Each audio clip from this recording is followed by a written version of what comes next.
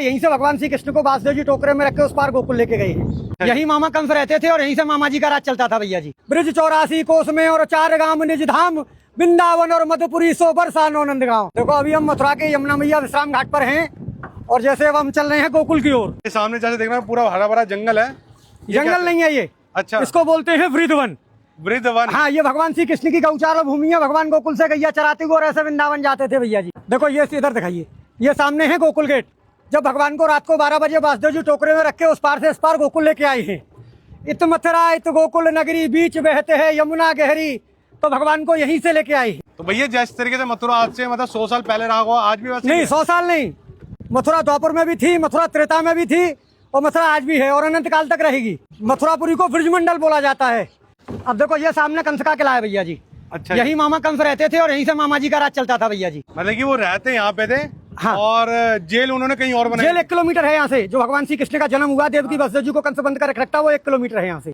और कंस का अखाड़ा यहाँ से 1.5 किलोमीटर है, जहाँ भगवान का कंस के साथ में युद्ध हुआ है। क्योंकि भगवान के साथ में कंस का जो शस्त्र युद्ध नहीं हुआ, मल्ल युद्ध हुआ। भगवान ने ब्रज में 4 चीज तो की नहीं। कभी पैर में पादुका नहीं पहनी भगवान ने। दूसरे नंबर भगवान ने कभी मुकुट धारण नहीं किया। तीसरे नंबर भगवान ने कोई शस्त्र ग्रहण नहीं किया और भगवान ने कभी शरीर पर कपड़े नहीं पहने। भगवान कृष्ण ने? हाँ, भगवान यशोदा मैया ने काली कमरिया दी थी, भगवान उसी को ओढ़ के रहते थे। और जैसे पीछे देख रहे हैं इनके बारे में बताइए। अब देखो ये रानी घाट है जहाँ कंस की रानी स्नान करती थी भैया जी। अच्छा, कंस की रानी। हाँ, उसके बराबर में ये वासुदेव घाट है। ऊपर सामने वासुदेव गेट है। यहीं से भगवान श्री कृष्ण को वासुदेव जी टोकरे में रख के उस पार गोकुल लेके गए हैं। अच्छा, सामने मैंने अब आपको बताया गोकुल गेट जी। ये सामने भैया जी स्वामी घाट है। स्वामी घाट? हाँ, स्वामी घाट बोलते हैं इसको। ये इधर संत घाट है भैया जी। अभी जैसे ये आपने मुझे बताया था कि किला था ये कंस का, तो इस किले में जाने दिया जाता था? नहीं, उसमें एंट्री नहीं मिलेगी। ऐसा है, पूर्वजों के जमाने से ये बताते हैं कि इसमें कुछ शोध करता गए थे जो कभी वापस नहीं आए, इसलिए सरकार ने उसको बैन कर दिया। मथुरापुरी में सबसे बड़ा पर्व बहन भाई का होता है। कार्तिक महीना में भाई दूज के दिन जो भाई बहन मथुरापुरी में हाथ पकड़ के स्नान करते हैं वो कभी यमलोक में नहीं जाते। ऐसा वरदान धर्मराज ने यमुना मैया को दिया है। अच्छा, हाँ जी। तो सीधा स्वर्ग की प्राप्ति होती है उन्हें? हाँ जी, बैकुंठ। और जैसे देखने में पुराना काशी जैसा लगता है। हाँ जी। जैसे बनारस भी गया हूँ। हाँ जी। तो मुझे देखने में ऐसा लग रहा है। तो बनारस से कुछ अब देखो ये गुदरिया घाट है भैया जी। कौन ये सा घाट है? द्वारकानाथ घाट है सामने। ये द्वारकाधीश की हवेली है। अच्छा, हाँ जी।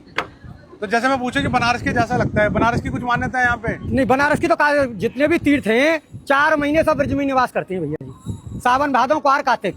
जैसे लोग कहते हैं देव सो गए, तो देवता कभी सोते नहीं भैया जी। उनकी सबकी ड्यूटी ब्रज में लगती है।